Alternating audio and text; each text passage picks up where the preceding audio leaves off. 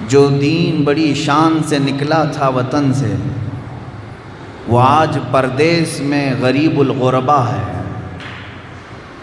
عزیزان گرامی،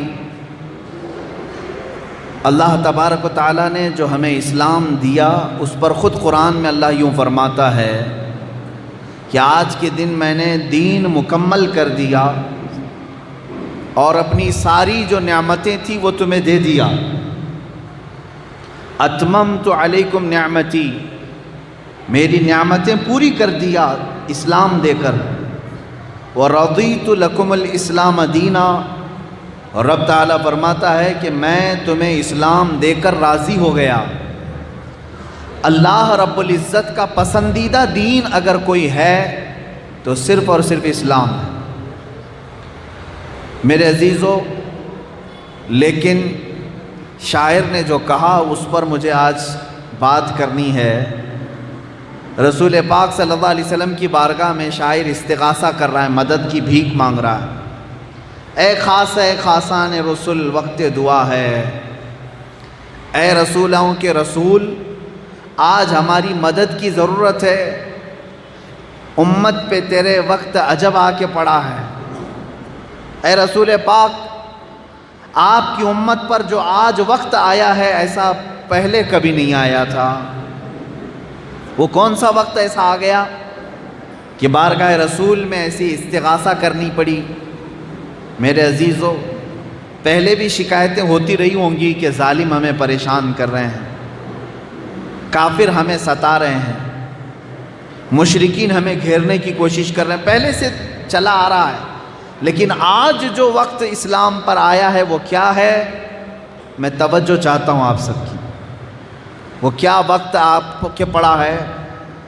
کفار و مشرکین ظالم تو ستاتے ہی رہے، اسلام کے اوپر حملے ہوتے ہی رہے، لیکن اے رسول پاک، آج آپ کی امت پر ایسا وقت آیا ہے کہ اس اسلام پر سب سے زیادہ اس کے ماننے والے ہی ناانصافی کر رہے ہیں، صرف مسلمان ہی اس سے برگشتہ ہو چکے ہیں۔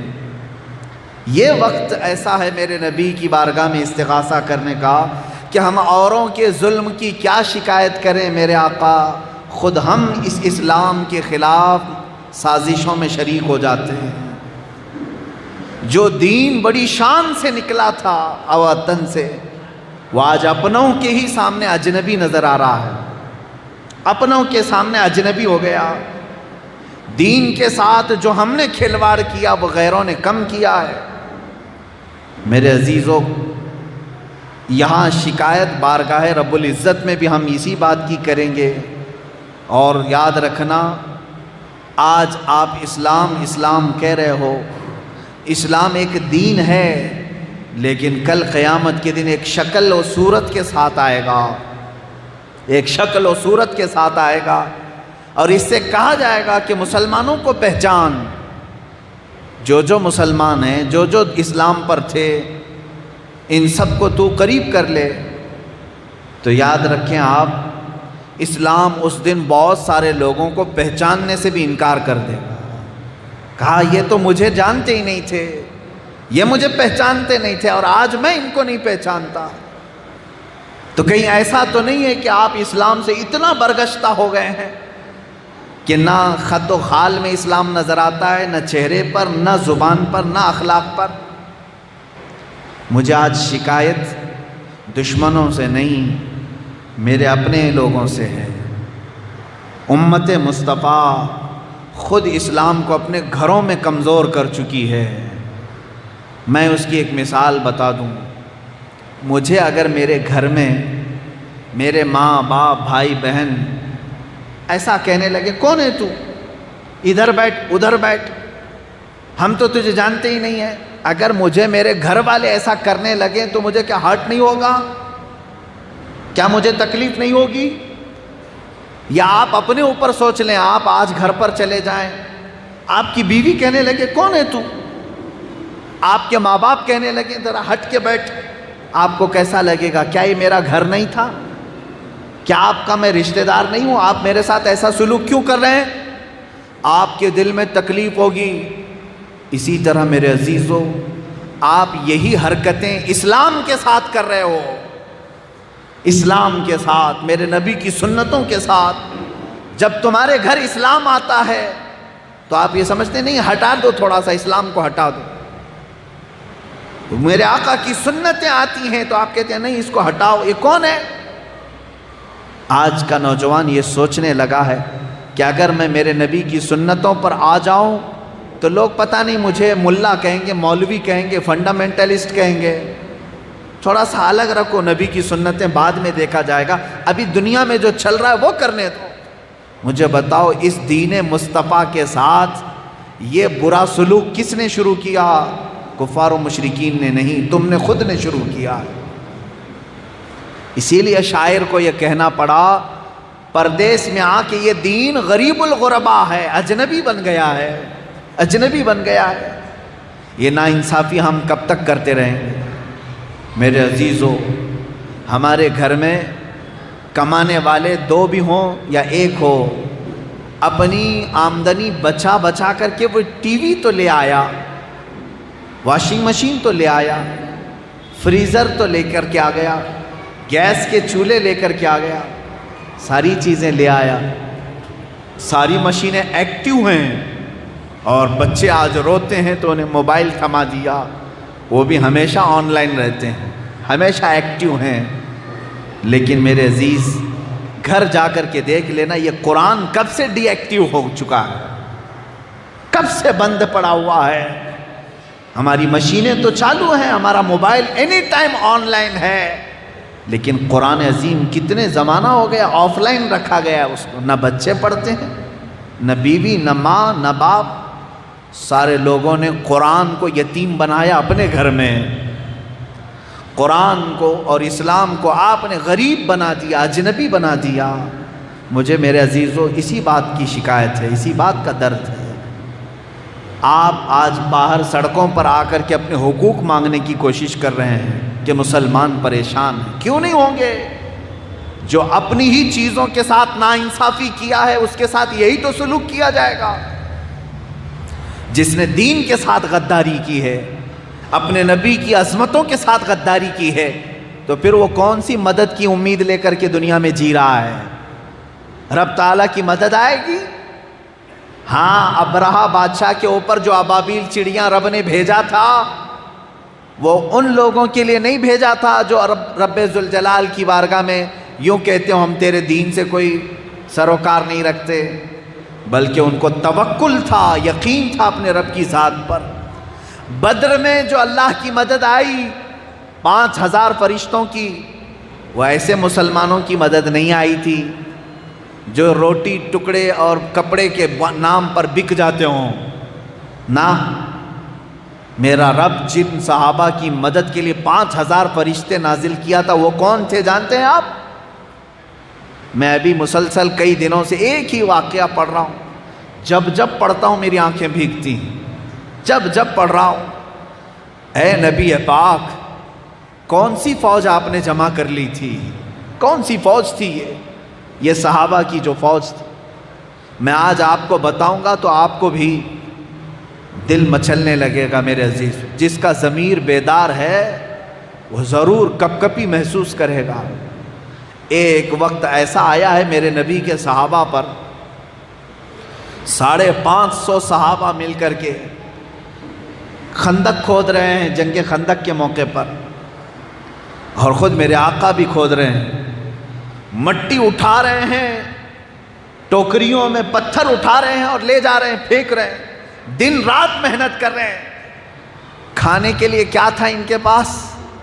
پورا دن گزر جاتا، کھانے کی کوئی چیز نہیں۔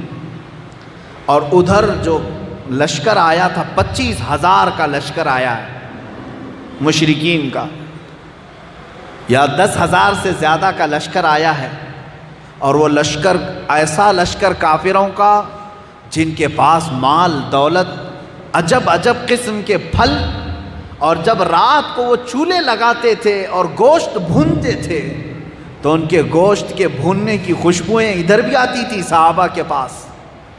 اور یہ نہتے صحابہ جو چند ہزار کی تعداد میں تھے، میرے نبی کے ساتھ کھڑے تھے، بھوک کی وجہ سے پیٹ پیٹ سے لگ رہا تھا، ہر صحابی کے پیٹ پر پتھر بندھا ہوا تھا، اور میرے نبی کے پیٹ پر 2 پتھر بندھے ہوئے تھے۔ ادھر روٹیاں بنی جا رہی تھی، تندور میں روٹیاں بنائی جا رہی ہیں، گوشت تندور پہ رکھا جا رہا ہے، بکرے بھون کر کے کھائے جا رہے ہیں۔ مجھے بتاؤ، میں نے تاریخ کی کتاب اٹھا کر کے دیکھی، آنکھیں بھیگے نہ تو میرے عزیزو سچ بتاؤ، ایک بھی صحابی نے یہ نہیں کہا کہ یا رسول اللہ ادھر سے جا کر کے ایک روٹی مانگ کر کے لے آ جائیں۔ ایک صحابی نے میرے نبی سے بے وفائی نہیں کی، 1000 صحابہ میں سے ایک صحابی نے بھی، حضور سوئے ہیں، چلو رات کے وقت کافروں سے ہاتھ مل لیتے ہیں، ایک روٹی تو لے آئیں، نہیں۔ کھانے کا انداز صحابہ کا یہ ہے، میرے آقا صلی اللہ تعالی علیہ وسلم ایک کھجور چوس کر کے دیتے، 10 صحابہ ایک کھجور پر گزارا کر رہے ہیں، 10 صحابہ کے پاس ایک کھجور کی گھٹلی ہے، اور مشرکین کے پاس طرح طرح کے کھانے ہیں۔ ایک صحابی نے بھی رات کو اٹھ کر کے میرے آقا کے سوتے ہوئے بھی جا کر کے کہا، اے مشرکین تھوڑا کھانا دے دو، بوٹیاں تمہارے پاس ہیں، روٹیاں تمہارے پاس نہیں۔ میرے عزیز، یہ بکنے والے لوگ نہیں تھے، تبھی تو رب تعالیٰ نے قرآن میں فرمایا رضی اللہ عنہم ورضوا عنہ، اللہ اس جماعت سے راضی ہو گیا، اللہ سے یہ راضی ہیں، اللہ ان سے راضی ہو گیا۔ اللہ کی مدد یوں ہی آتی ہے۔ آج حالات یہ ہیں، یہاں مسلمان ٹوپی والے، داڑھی والے کفار و مشرکین کی گود میں بیٹھے ان کی جے جے کر رہے ہیں۔ ابھی الیکشن آئے گا تو دیکھنا کہ کون کس کی پارٹی میں کتنے لوگ ہیں، تمہاری داڑیاں، تمہاری ٹوپیاں محض دکھاوے کی ہو جائیں گی۔ جب تمہارے سینے کے اندر اسلام نہیں آ سکا تو پھر تمہارے ظاہری اسلام سے اللہ کی کوئی مدد نہیں آنے والی ہے۔ ایک بات یاد رکھ لیں، ایک عام انسان کی طرح جیو گے، بس دنیا سے ویسے ہی چلے جاؤ گے، قیامت کے دن میری یہ بات یاد آئے گی، کہیں ایسا نہ ہو جائے کہ اسلام بھی کہہ دے کہ میں اسے نہ پہچانتا ہوں، نہ میں اسے جانتا ہوں، اس لیے کہ دنیا میں کبھی یہ مجھے اپنے گھر میں آنے نہیں دیا، اپنے بچوں پہ آنے نہیں دیا، اپنی بیوی پہ آنے نہیں دیا، تو میں آج اس کو نہیں پہچانتا ہوں۔ سچ بتاؤ اے نوجوانوں، اگر تم مسلمان ہو تو پھر اسلام کو اپنے گھر میں آنے کیوں نہیں دیتے؟ اسلام کو اپنی چوکھٹ سے باہر کیوں بھگاتے ہو؟ اگر تم سچے مسلمان ہو تو اپنی بیویوں پہ اسلام آنے کیوں نہیں دیتے؟ اسلام کو کیوں اپنے گھروں سے باہر بھیجتے ہو؟ کیا ہم اسلام کے ساتھ یہ ناانصافی کا سلوک نہیں کر رہے ہیں؟ اگر تم سچے مسلمان ہو تو ان نوجوانوں کے چہروں پر اسلام کو کیوں نہیں آنے دیتے؟ کیوں چھیل کر کے گٹروں میں بہا دیتے ہو؟ تمہیں دشمنی ہے اسلام سے؟ عمل تو یہی بتا رہا ہے۔ اگر تم اپنے بچوں کو اسلام سے محبت کرتے ہو تو ان کے ہاتھوں میں اسلام کیوں نہیں آنے دیتے؟ قرآن کیوں نہیں آنے دیتے؟ کہیں تو ہے۔ اسی لیے اقبال نے کہا تھا، خرد نے کہہ دیا لا الہ تو کیا حاصل، دل و نگاہ جو مسلمان نہیں تو کچھ بھی نہیں۔ تم لا الہ الا اللہ پڑھتے رہو، لیکن جب تمہارا دل اور تمہاری نگاہیں اسلام میں آنا ہی نہیں چاہتی تو یہ لا الہ کا بھی کوئی حاصل نہیں ہوگا۔ تم کیا سمجھتے ہو سفید کپڑے پہننے کا نام اسلام ہے؟ بڑے کا گوشت کھا لینے کا نام اسلام ہے؟ سال میں ایک مرتبہ نیاز فاتحہ کر لینے کا نام اسلام ہے؟ میرے عزیزو، جس طرح میں سمجھتا ہوں تم اپنے بچوں کے ساتھ سلوک کرتے ہو، کاش اسلام کے ساتھ اتنا بھی سلوک کر لیتے۔ میں آج سمجھتا ہوں کہ ہمارا اسلام بہت بلندی پر ہوتا۔ آپ سوچ رہے ہوں گے ہاں بالکل میں سچ کہہ رہا ہوں، ہم اپنے بچوں سے بھی زیادہ اس کے ساتھ غیر کا سلوک کرتے ہیں۔ آپ دیکھتے نہیں ہیں، تمہارا بچہ ہے، صبح سے تمہاری آنکھوں کے سامنے ہے، اور تھوڑی دیر کے لیے کھیلنے کے لیے باہر گیا، لیٹ ہو گیا تو بے چین ہو گئے، کہاں ہے میرا بچہ، کہاں ہے میرا بچہ؟ شام ہو گئی ابھی تک آیا کیوں نہیں؟ اتنے بے قرار ہوتے ہو۔ آیا گھر میں، دھول لگی ہوئی تھی، چہرہ پوچھ دیا، اس کو دھلا دیا. کہاں گیا تھا میرے بچے؟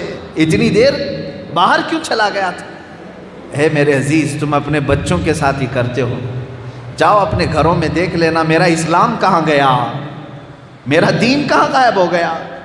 ارے اس کو جا کر کے تمہارے گھروں سے برسوں ہو گئے، واپس آنے کا انتظار بھی نہیں کر رہے، گھروں سے غائب ہے.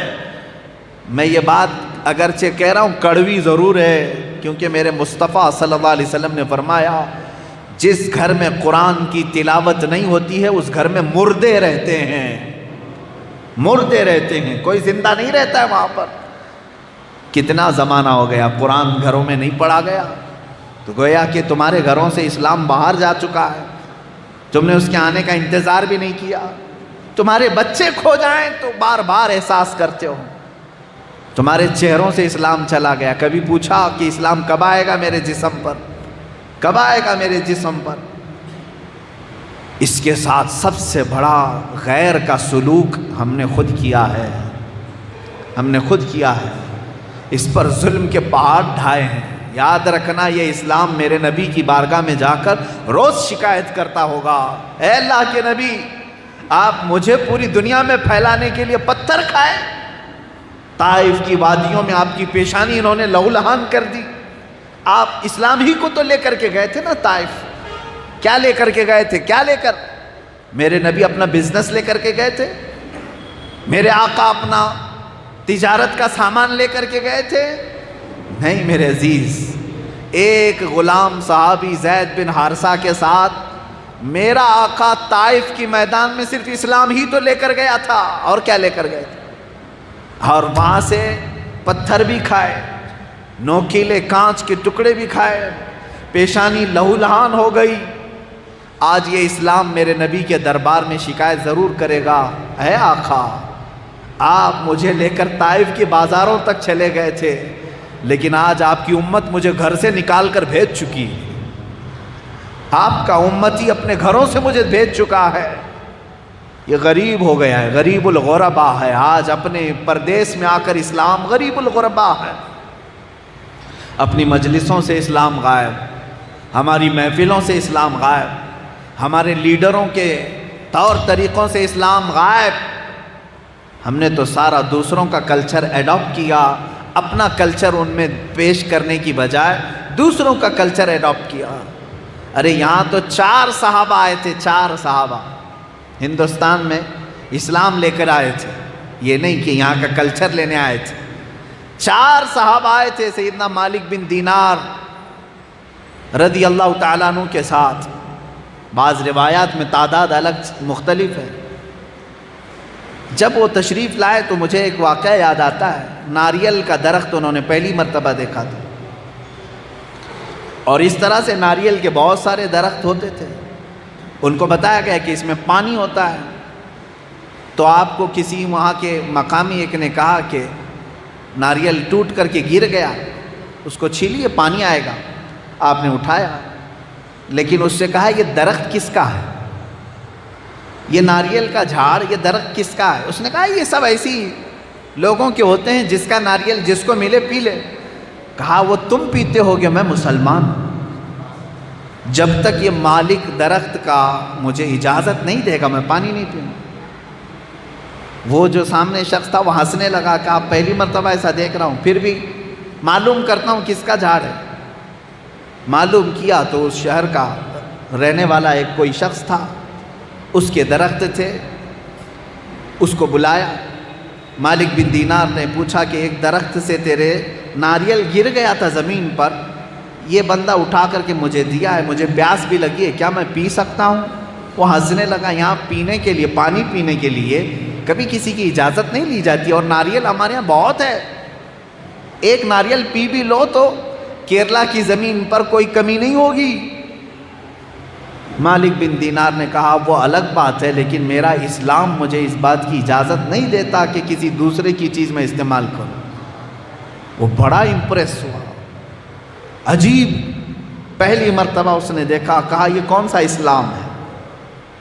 مالک بن دینار نے ایک ناریل کا پانی پیا، لیکن ان کو اپنا کلچر دے دیا، اپنی ثقافت دے دی، یہاں تک کہ مقامی جو راجا تھا وہاں کا، اس تک جب یہ بات پہنچی تو اس نے کہا میں یہ اسلام دیکھنا چاہتا ہوں، ہے کہاں؟ مالک بن دینار نے کہا یہ مکہ مکرمہ میں ہے۔ جو رسول پاک صلی اللہ تعالیٰ علیہ وسلم مکہ مکرمہ سے ہجرت کر کے مدینے جا چکے تھے، تو جو راجا یہاں پر موجود تھا اسی دن اس نے سفر کا ارادہ کیا اور اپنے چند ساتھیوں کے ساتھ مدینہ رسول پہنچ گئے، میرے آقا صلی اللہ تعالیٰ علیہ وسلم کی بارگاہ میں جا کر اسلام قبول کیا۔ واپسی کے وقت اس کا انتقال بیچ راستے میں ہوا، یہ تاریخ ہے۔ میں آپ سے یہ کہتا ہوں کہ جو دین بڑی شان سے نکلا تھا مکہ اور مدینے، اور دوسروں کو عداوتیں مٹانے کے لیے آیا تھا، اور اپنا کلچر، اپنا رنگ ان کے اوپر ڈھانے کے لیے آیا، اپنا رنگ جمانے کے لیے آیا تھا، آج اسی دین کو اس کے ماننے والوں نے اپنے چہروں سے نکال پھینک دیا، اپنے اخلاق سے نکال کر دور کر دیا، اپنی تعلیمات سے اسے ہٹا دیا۔ اسلام دور جاتا ہے، دور جا رہا ہے، گھروں سے غائب ہوا، محلوں سے غائب ہوا، اب تو مسجدوں سے بھی جانے لگ گیا ہے۔ میرے عزیز، اگر ایسی ہی سچویشن میں زندگی گزارنا ہے تو میں یہ کہوں گا کہ یہ کافروں کی زندگی ہے، اسلامی زندگی نہیں ہے۔ اسلامی زندگی وہ ہوتی ہے جہاں میرے آقا صلی اللہ تعالیٰ علیہ وسلم کی ایک آواز پر لبیک کہتے ہوئے ہر ایک کی گردن جھک جاتی ہے، ہر ایک کی گردن جھک جاتی ہے۔ شراب حرام ہوئی تو کسی نے یہ نہیں پوچھا میرے نبی سے کیوں حرام ہوئی، نہیں پوچھا۔ میرے آقا صلی اللہ تعالیٰ علیہ وسلم نے فرمایا جوا حرام ہے، کسی ایک صحابی نے بھی نہیں پوچھا کہ کیوں حرام ہے۔ میرے آقا نے فرمایا سود آج سے حرام ہے، جتنے صحابہ تھے سبوں نے، ایک صحابی نے بھی نہیں پوچھا کہ کیوں حرام ہے، بلکہ رسول نے جو فرما دیا وہی اسلام ہے۔ جب اس کو انہوں نے ایکسیپٹ کیا دل سے، وہی صحابہ کی جماعت تھی جنہوں نے پوری دنیا میں اسلام کو روشناس کرایا اور چمکایا۔ اور آج اسلام کو جب تم اپنے اخلاق سے نکال کر دور کرو گے تو گویا کہ ظالموں کی شکایت بعد میں کرنا، اپنوں کی شکایت پہلے کرو۔ یہی میرا میسج تھا آج کے دن۔ میں خاص طور پر نوجوان بچوں سے کہوں گا، اس عظیم دین کو اگر تم نہیں اپناؤ گے تو کون اپنائے گا؟ کون اپنائے گا؟ ہر باپ کی یہ ذمہ داری ہے۔ باپ تو یہ چاہتا ہے کہ میرا بچہ نیک صالح فرما بردار ہو۔ کیا آپ میں سے کوئی یہ نہیں چاہتا؟ ہر ایک چاہتا ہے میری بیوی اچھی ہو، میرے بچے اچھے ہوں، کوئی بھی بے حیا دیکھنا نہیں چاہتا۔ جب تم اپنے بچوں کو اچھا دیکھنا چاہتے ہو، اپنی بیوی کو اچھا دیکھنا چاہتے ہو، تو جس فیکٹری سے یہ بچہ نکل رہا ہے وہ فیکٹری کتنی اچھی ہونی چاہیے؟ تم خود اپنے آپ کو کیوں نہیں بدلنا چاہتے؟ جب تمہارے اندر اسلام آ جائے گا تو دیکھنا اس فیکٹری سے جو بھی بچہ نکلے گا وہ حقیقی مسلمان بن کے نکلے گا، حقیقی مسلمان بنے گا۔ حالات کو تبدیل نہ کیا جائے تو قرآن کہتا ہے ان اللہ لا یغیر ما بقوم حتی یغیروا ما بانفسہم۔ بڑی بات کہہ رہا ہوں میں۔ رب تعالیٰ فرماتا بے شک اللہ اس وقت تک کسی قوم کی حالت نہیں بدلے گا جب تک وہ قوم خود اپنی حالت بدلنے کی فکر نہ کرے۔ قوت فکر و عمل پہلے فنا ہوتی ہے جب کسی قوم کی شوکت پہ زوال آتا ہے۔ زوال بندے مومن کا بے زری سے نہیں۔ اقبال نے کہا ہے ایمان والے کا جو زوال ہے یہ مال نہیں ہونے کی وجہ سے نہیں ہے، پیسے نہیں ہیں اس لیے عاجز ہیں، حکومت نہیں ہے اس لیے آج کمزور ہیں، نہیں، یہ اسباب نہیں ہیں تمہارے زوال کے۔ ارے وہ صحابہ جن کے پاس ایک کھجور کی گٹھلی 10 لوگ چوستے ہیں، جنگ بدر میں گئے ہیں، 8 صحابہ کے درمیان ایک تلوار۔ ارے بے زری تو ان کے پاس تھی، پہننے کے لیے چپل نہیں تھے، مال کی کمی تو ان کے پاس تھی۔ زوال بندے مومن کا بے زری سے نہیں، سبب کچھ اور ہے جسے تو خود سمجھتا ہے۔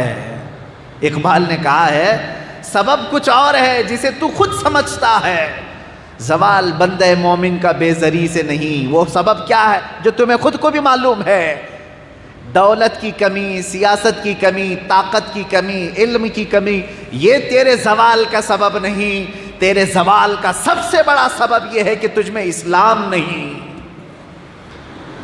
زوال یہ سبب ہے، تجھ میں اسلام نہیں۔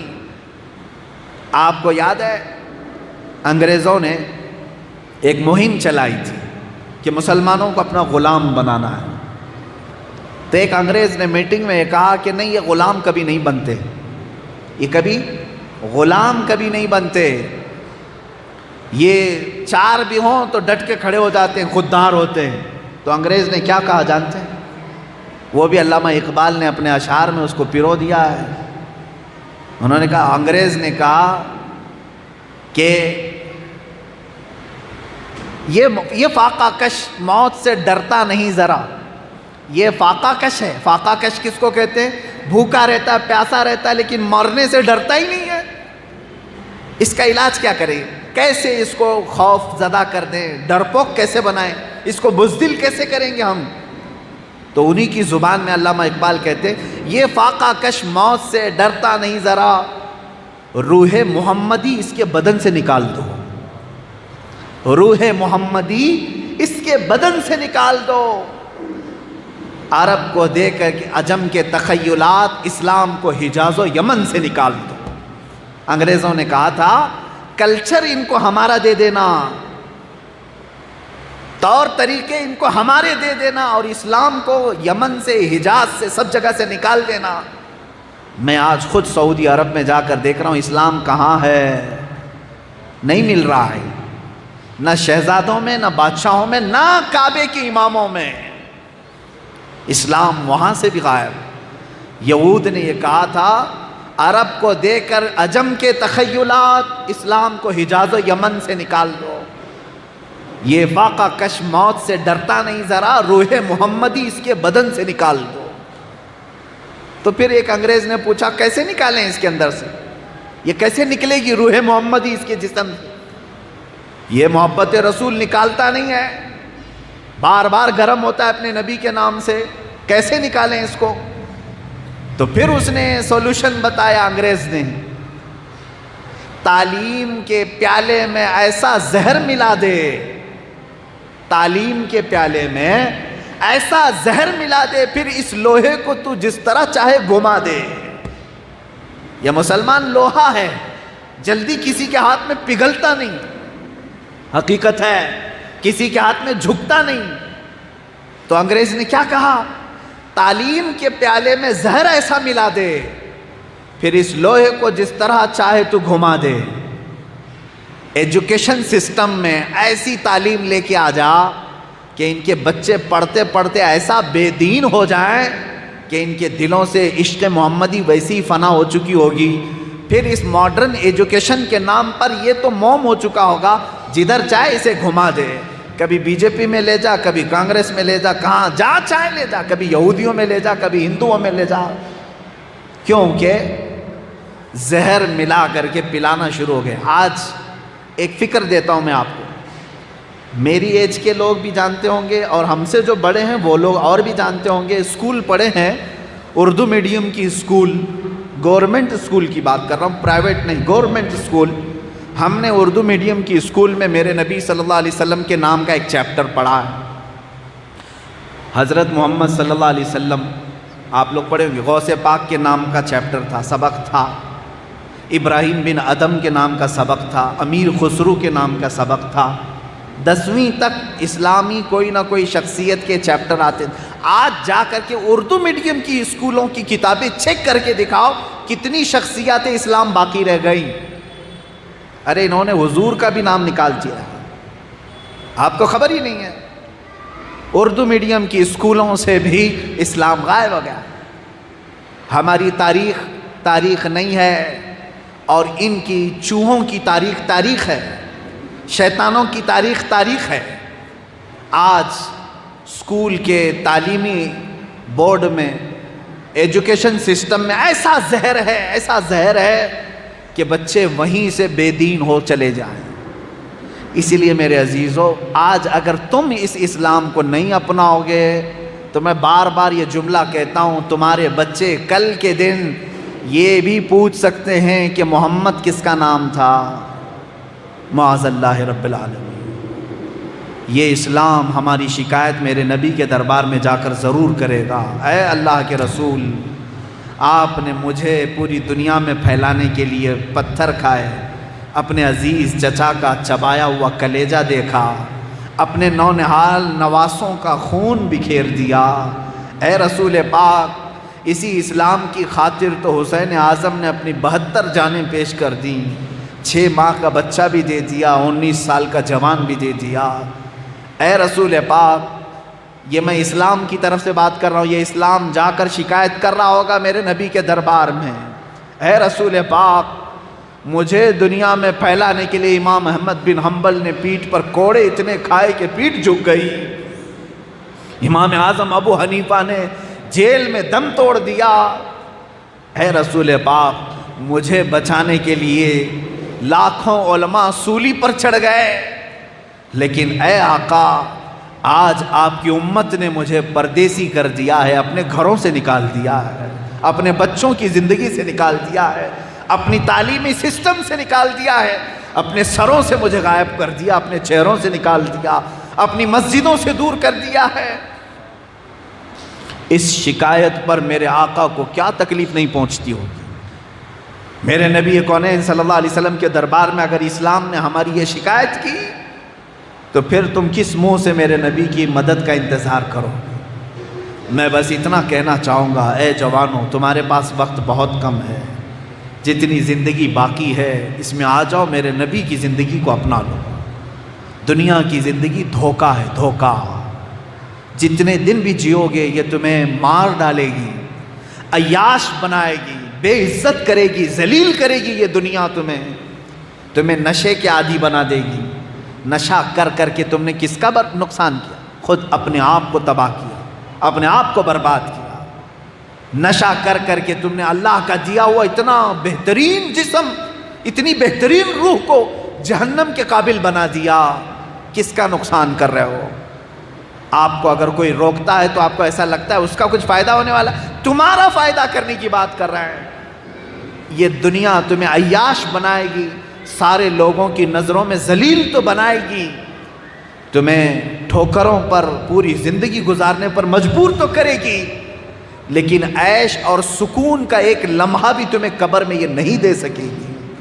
لیکن میرا چیلنج ہے، آؤ، میرے نبی کی زندگی جس نے اپنائی، ہو سکتا ہے اسے 2-4 تانے کوئی مار دے، لیکن جس دن تمہارا لاشا یہاں سے جائے گا، قبر کا ہر لمحہ تمہارا پرسکون گزرے گا، ہر لمحہ، ہر سانس تمہاری سکون کی ہوگی، کیونکہ یہ میرے نبی کا وعدہ ہے کہ جب میرا کوئی غلام آتا ہے قبر میں، فرشتوں سے کہا جاتا ہے دھیرے سے سوال کرنا، آسانی سے اٹھانا، اور اسے اٹھا کر کے فرشتے سوال کرتے ہیں، پھر کیا کہہ کر کے جاتے ہیں معلوم ہے؟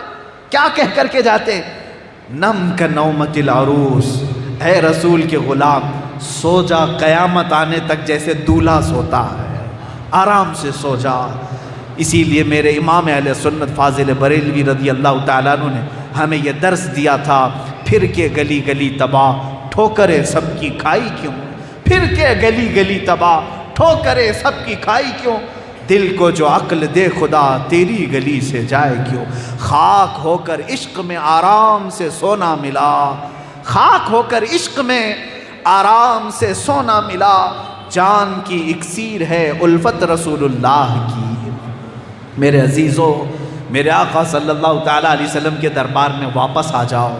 میں ہر نوجوان سے یہ کہوں گا، اب بچی ہوئی زندگی نام مصطفیٰ کے لیے وقف کر دو، رسول پاک کی عزت و آبرو اور ان کے لائے ہوئے دین کی حفاظت کے لیے وقف کر دو، اس لیے کہ کل قیامت کے دن بہت لمبا وقت تمہیں گزارنا ہے، بڑا لمبا وقت، چھٹکارا نہیں ملے گا۔ بعض لوگ وہ ہوں گے جو حساب دیتے دیتے 300 سال گزار چکے ہوں گے، ان کا حساب کمپلیٹ نہیں ہو رہا ہوگا، حساب نہیں ہو رہا ہوگا، 50,000 سال کے برابر کا دن ہے، کھڑے رہو کھڑے رہو کھڑے رہو۔